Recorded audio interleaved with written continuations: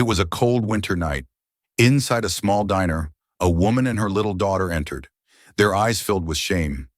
The child whispered, "Mom, I'm just looking. I won't eat." At the next booth sat a single father and his own little girl, enjoying a simple dinner. As the woman hurried to leave, her daughter glanced back, her eyes locked on a piece of pumpkin pie remaining on the man's table. He gently put down his fork and called out, "Hey, wait a minute.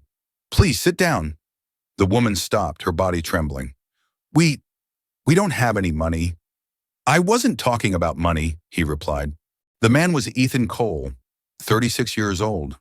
A single dad and a good, honest mechanic who ran his own small garage, Ethan was known for his quiet integrity and kind heart. He was raising his 8-year-old daughter, Sophie, alone after the untimely passing of his wife, Sarah. For Ethan, life had been simplified by tragedy. He kept a tight, predictable schedule, preferring the mechanical certainty of engines over the unpredictable chaos of human emotion. He firmly believed that every single meal is a moment to be grateful for, a hard-won lesson he tried to instill in Sophie, who was naturally active, generous, and shared everything without hesitation. He still secretly felt like a failure. His wife had been a vibrant soul who loved people, and he now spent his days hiding from connection, buried under the hood of a car. The other woman was Mia Johnson, 28. A struggling mother, Mia had recently been fired from her temporary waitressing job just weeks before Christmas.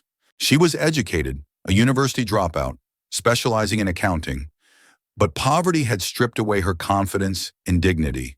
Her 6-year-old daughter, Lila, was skinny, her hair often messy, and her eyes were strikingly large and perpetually sad, burdened by the silent shame of their situation. That night was a rare treat for Ethan and Sophie, a dinner out after a particularly long month of extra shifts at the garage. They were enjoying their simple meal when the two figures appeared by the entrance. Mia stood near the menu board, hugging Lila tightly, her face turned away, a mask of deep embarrassment. She was looking at the prices but clearly dared not enter, unable to bear the weight of a public refusal. Sophie, instantly noticing the sad-eyed girl, smiled brightly. She held up a piece of her pumpkin pie, a small, childlike offering. Lila quickly ducked her head, avoiding the gesture. Pulling her mother's coat tight, Mia quickly steered Lila toward the door, determined to leave before their poverty became a spectacle. Ethan paid their bill, but as they were gathering their coats to leave, he noticed it. The look. Lila wasn't just observing the diner. Her eyes were glued, intensely focused, on the half-eaten pumpkin pie still sitting on their small round table.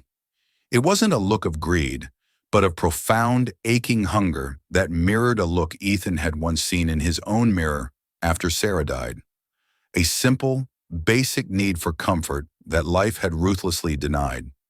He placed his napkin neatly beside his plate and called out softly, his voice cutting through the diner's bustle. "Hey, you two, come here for a minute." Mia hesitated, her shoulders tense, her face flushed with humiliation. She backed up slightly. We're just waiting for the bus, sir," she lied, her voice shaky. "The bus takes ages this time of night," Ethan said, his voice gentle but firm, carrying an unexpected authority. "Why don't you both come sit down? Just for a little while, it's too cold out." Mia's internal battle was visible. She swallowed hard, her pride warring with her daughter's silent need. "Thank you, but I don't want pity, sir. We're fine. We can't accept charity." "It's not pity, ma'am," Ethan corrected immediately, his eyes sincere, pushing the remaining pie closer to the center of the table. "It's sharing. My daughter always says, there's no point in eating if you can't share a little bit. That's her rule." Lila, emboldened by his kindness, tugged lightly on her mother's worn coat. "Mama," she whispered, her sad eyes fixed on Sophie, "I just want to sit close to the nice girl. Her pie looks warm." And so they sat down. The two girls were instantly connected by the shared slice of pie. Ethan caught the waiter's eye. "Bring the menu back," he instructed quietly. He ordered a hot meal for Mia and a small bowl of pasta for Lila.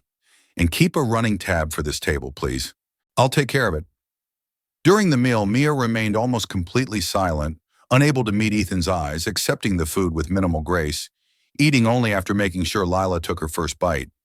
But Lila giggled for the first time that evening as Sophie carefully divided her pumpkin pie into two perfectly equal, tiny portions, demonstrating the pure mathematics of generosity.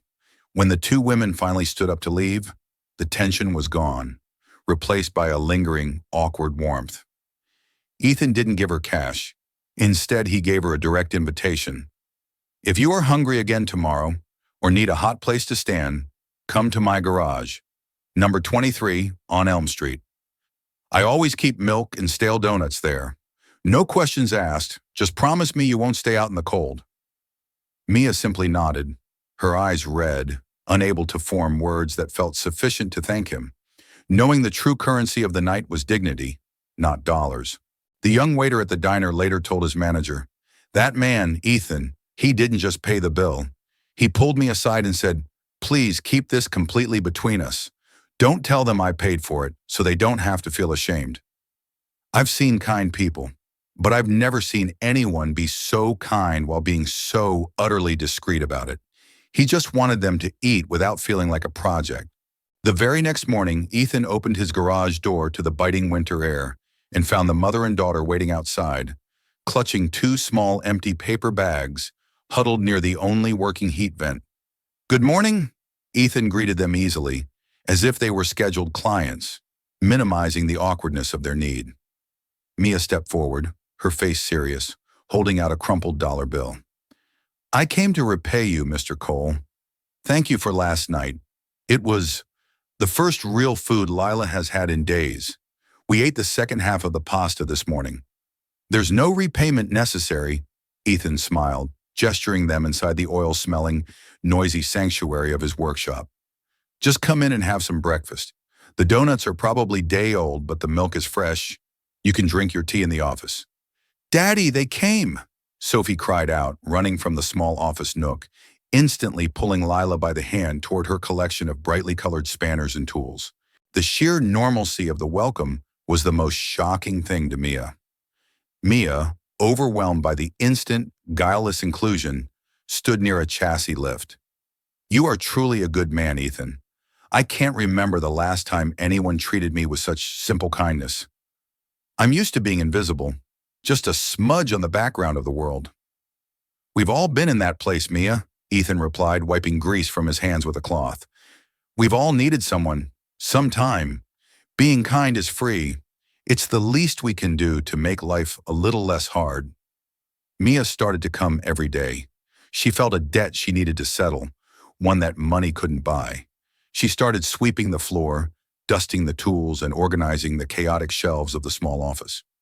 She was meticulous, driven, and clearly determined to earn her keep, working until her hands ached and her coat was speckled with dust. One afternoon, while she was sorting through a stack of loose invoices, Ethan noticed the sharp, systematic way she grouped them, color-coded, dated, and alphabetized. He remembered Mia mentioning her unfinished college degree in business. He walked into the office, holding a handful of smudged receipts. "I'm drowning in paperwork, Mia. I need someone to manage my books, track inventory, and pay the correct sales tax. Officially, it's a proper paid job. Regular hours, fair wage." Mia flinched. She instantly shrank back into her shell of shame. "Oh, I can't, Ethan. I dropped out years ago, and since Shoreline, I haven't dared touch anything serious. I'm afraid I'll mess it up, ruin your business. I'm too scared of responsibility now." "If you don't try, how will you ever know what you're capable of?" Ethan countered gently, his tone surprisingly devoid of pressure. He tossed the receipts onto the desk. "You're smart, and you clearly have an eye for detail. This isn't a favor. It's an offer based on capability. It's reliable work. You start Monday. Use your brain, not your fear. It's time to reclaim your ability." Mia accepted. Slowly, Ethan's rough-and-tumble garage became a strange, functioning family unit. Ethan worked under the cars, Mia worked with the numbers in the back, and Sophie and Lila played with old tires and oil cans, their laughter echoing off the metal walls. Mia found her true smile again, not the polite, forced smile of a waitress, but the natural, confident smile of a woman regaining control and self-respect. One afternoon, while tidying the small filing cabinet, Mia found a small, dusty toolbox locked away. She asked Ethan about it. He opened it, revealing not tools, but a single pristine surgical mask and a folded photograph of his wife, Sarah, smiling in a hospital operating room. "She loved this life," Ethan whispered, his eyes distant. "She loved saving people. She was always trying to fix the world, not just engines." Mia saw the pain, the profound loss he still carried, and realized Ethan wasn't just a good man. He was a fellow survivor, a person who understood the permanence of grief. This realization eased the burden of her shame. She wasn't just a charity case. She was a wounded person working alongside another. One cold, late afternoon, Ethan found Mia standing outside the closed garage door, looking up at the first flurries of snow descending over the city. "I used to dream of a peaceful Christmas for Lila," she confessed quietly, her voice laced with old pain. "A quiet day, lights, a hot meal. But when you're poor, you're not allowed to dream of comfort, only survival." I felt like I was robbing her of magic.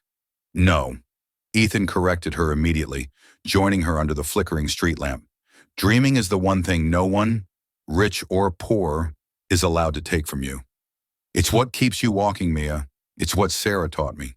He reached into the pocket of his greasy denim jacket and pulled out a small, slightly dented Christmas ornament. A plain glass bauble with faint glitter. He handed it to her, his expression tender. "Sophie made this the first Christmas after her mother passed. It was hard. Hang it on your tree this year, Mia. Let Lila hang it on your tree. It's a symbol that even broken lives can still be decorated." Mia took the ornament, her hand trembling. It was a tangible link to the quiet, unimaginable pain he carried, offered as a piece of hope for her own future. She looked at Ethan, tears blurring the falling snow. She finally realized that his kindness was a deliberate choice, not an accident. He chose to heal, not to hide. An old neighbor who ran the coffee shop across the street later said, "Since that woman and her daughter showed up, the lights at the small garage come on earlier, and there's always the sound of children laughing coming from inside. The entire neighborhood agrees. I guess Christmas miracles really do happen, even on Elm Street." It's clear they are all healing each other. The days sped toward Christmas. Mia was excelling at the accounting work, her sharp mind bringing impeccable order to Ethan's chaotic finances. He trusted her completely, a deep, easy trust born from shared vulnerability and shared laughter. One evening, Ethan was finally tackling the long-ignored mountain of old papers in his attic. He was looking for Sarah's old legal documents related to her estate, a painful chore he had avoided for years. Deep inside a file box labeled Memorial, he found a manila envelope. Inside were documents detailing the settlement and insurance claim from his wife's death years ago. The accident that killed Sarah, a surgeon who was fatally hit by a delivery truck that ran a red light. He scanned the files, his eyes skimming over dates and legal jargon. The memory was clinical now, almost devoid of emotion, until he reached the corporate details. Then his eyes locked on a single mundane document, the official pre-trip vehicle safety inspection report for the transport company involved. The company was Shoreline Logistics, the same company Mia had mentioned she fled. The document stated the fatal brake failure was due to faulty inspection paperwork. At the bottom of the form, signed in a hurried, messy signature, was the name of the junior dispatcher who had signed off the maintenance release, Mia Johnson. The world stopped. The cold attic air suddenly felt suffocating. Mia, his Mia, the gentle, redeemed woman downstairs, the mother of the child who stared at his pie, was unknowingly connected to the tragedy that had shattered his life. She was the silent shadow he had unknowingly sheltered. He felt a terrifying wave of vertigo, the sheer coincidence threatening to crush him. The universe had delivered the source of his pain right into his arms. That night, after the children were asleep, Ethan confronted her in the garage office. He placed the faded Shoreline inspection form on the desk, the paper a flimsy, damning piece of evidence. "Did you ever work for a company called Shoreline?" he asked, his voice steady, devoid of emotion, a terrifying calm that was more frightening than rage. Mia looked at the form. The signature was her own, young and careless. The blood drained from her face, leaving her pale as the fluorescent lights above. She looked like the ghost of the woman he had pulled into the diner months ago, her eyes huge with immediate, crushing fear. You, you know, she whispered, sinking into the chair, clutching the edge of the desk. Why did you hide it, Mia? Ethan pressed, his heart pounding a painful rhythm against his ribs. Mia couldn't hold it back any longer. Her confession was an agonizing torrent of shame she had held captive for years. I was just a small, terrified clerk, Ethan. The dispatcher called in sick that morning. I was forced to cover his duties. I rushed the pre-trip maintenance papers. I didn't check the date on the brake fluid replacement. I was careless. It was just a number on a form to me then. But when I heard the news, one person died because I was negligent. The company covered it up, settled it quickly, and I took the silence. I fled the industry. I couldn't stand the smell of engine grease or the sight of a truck. I've been running and punishing myself ever since by living on the edge of survival. Ethan stood silent, his mind processing the horrifying circle of fate. He had always hated the system that killed his wife. Now the system had a face, a name, and a 6-year-old daughter who helped Sophie organize his tool chest. The shock was so profound that it paralyzed him, preventing the rage from taking hold. I don't deserve your help, Ethan, Mia finally cried, covering her face with shaking hands. You saved the mother of the woman who indirectly caused the death of the person you loved. You should have left me at the bus stop. I am a walking mistake. No one deserves to be saved or not saved, Ethan said, his voice laced with the depth of his decade-long pain, but still calm and deliberate. He saw her for who she was, broken, human, and remorseful. I lost the woman I loved. I know that pain, but I also learned that forgiveness, true, honest forgiveness, is the only way to stop that pain from turning into rage and consuming your life. Sarah wouldn't want me to live in hatred. Mia looked up, tears streaming down her face, her eyes searching his for the inevitable hatred. I thought if you ever knew, you would throw Lila and me out. I thought you'd hate me forever. I thought I'd finally have to pay for my mistake. Ethan looked at the woman who had brought order and laughter back into his home, the woman who had helped mend his daughter's loneliness. If I threw you out now, he reasoned quietly, the logic coming from a place beyond emotion, wouldn't I just be like the company that took everything from you, condemning you for one mistake? Wouldn't that mean Sarah died for nothing? I can't live like that anymore, Mia. They stood in the quiet darkness of the garage, the only sound the distant siren of an ambulance and the hum of the old refrigerator. Forgiveness didn't erase the past, but it created a shared future, one built on a fragile, complicated foundation of truth. Ethan didn't leave. He went home and stayed up late, baking a small, simple Christmas cake. He wrote something on the icing with thin, white sugar for second chances. The next morning, Mia quietly slipped out of the apartment before dawn, planning to walk to the church alone to pray for strength. But when she reached the door, she saw the simple, hand-painted sign hanging on the closed garage door. Closed for today, celebrating family. Ethan was standing outside with Sophie and Lila, the ground covered in fresh, glittering snow. He had brought out a small pine tree and was gently helping the girls string lights. Mia walked toward him, the truth of his acceptance finally hitting her, more powerful than any sermon. Don't try to leave quietly again, Mia, Ethan said, looking up, his eyes full of warmth. Not from here, right here. There's a place for you and Lila. Always, we need you. She looked at the small tree, the glittering old ornament hanging prominently, and wept openly in the snow, her tears no longer of shame, but of absolute release, finally allowing herself to be loved in spite of her mistake. A local reporter who covered the community effort later wrote an opinion piece. The single father in Boston not only hired the woman who was connected to his deepest loss, a woman who carried a fatal mistake on her conscience, but he chose to call her family. This isn't just kindness. This is redemption, messy and unexpected, played out in a mechanic's garage. It proves that true forgiveness is always a choice to build, not to destroy. 1 year passed. The single garage had completely transformed. It was no longer just the smoky utilitarian space Ethan had inherited. Ethan, Mia, Sophie, and Lila proudly opened Warm Wheels Garage. It was a mechanic shop integrated with a small, makeshift kitchen, Mia's domain, that served free, hot breakfast to the neighborhood's homeless and struggling families every single Christmas morning, their own annual tradition of gratitude. The garage entrance was repainted in welcoming colors, and the scent of coffee and fresh pastries now mingled pleasantly with the subtle, clean smell of motor oil. The slogan, painted in clear, bold letters on a wooden sign, perfectly encapsulated their mission. We fix cars and sometimes hearts. The place was a success, built on Ethan's mechanical skill and Mia's honest, expert, and meticulous accounting. Their business thrived, fueled by community respect and loyalty. Customers came not just for the fair prices, but for the atmosphere. A tangible sense of kindness and acceptance radiated from the small office window. As a client once told a friend, "I came in for an oil change, but I left with a renewed smile. Ethan and Mia, they just see you. They talk to you like you matter, not like you're a billable service."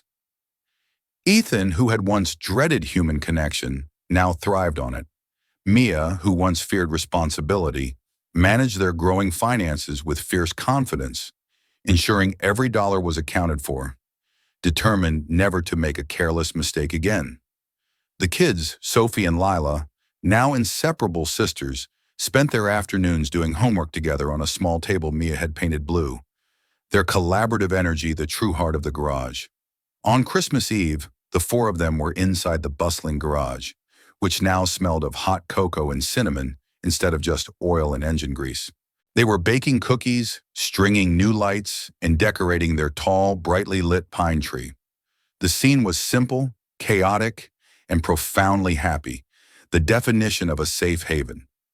Lila, now 7, a little taller and with bright, laughing eyes, looked up at Ethan, her voice soft with wonder. "Uncle Ethan, is this really our home now? Forever? Will we always hang the special old ornament?" Ethan knelt down, meeting her gaze levelly, tucking a stray hair behind her ear. "Home is where you are seen, Lila. It's where you are looked at with eyes that don't pass judgment, but only acceptance. It's where you belong. And yes, forever. That ornament hangs every year." Mia, standing nearby, leaned against a tool cabinet, her expression peaceful, her past guilt finally settling into a quiet resolve to do better.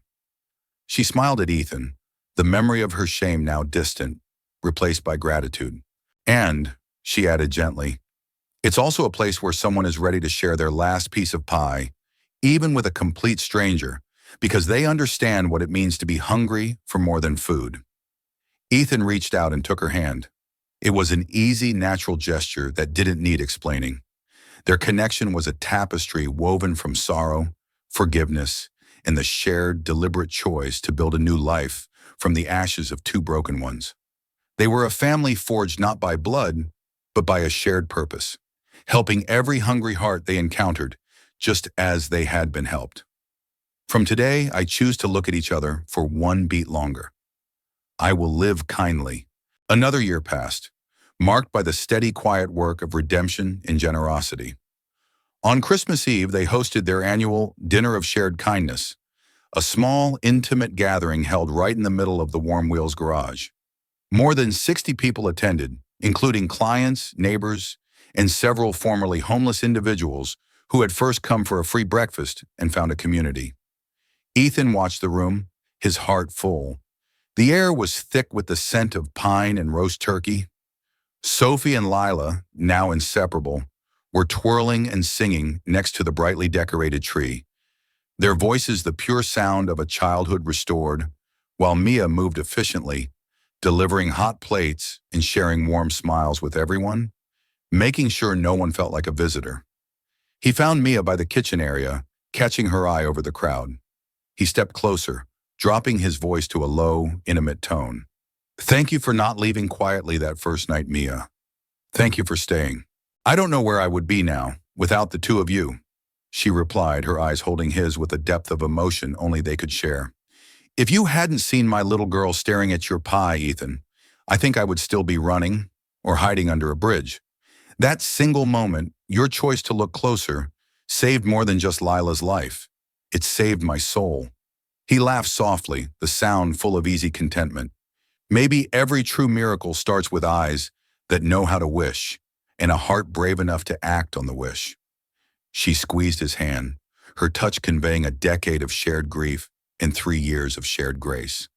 Or a heart that finally dares to look back at its mistakes and build something beautiful from the pieces. They stood together watching their two daughters laugh, the center of their universe. The knowledge of their past, the negligence, the death, the forgiveness, no longer felt like a weight, but a foundation. Outside the large bay door of the garage, the snow fell, sparkling under the warm yellow light spilling from the windows. The small, hand-painted wooden sign hung prominently over the entrance, a beacon of hope for the city. For every hungry heart, come in. If you believe stories like this deserve to be told, leave a comment and subscribe. We tell the stories that shouldn't be forgotten.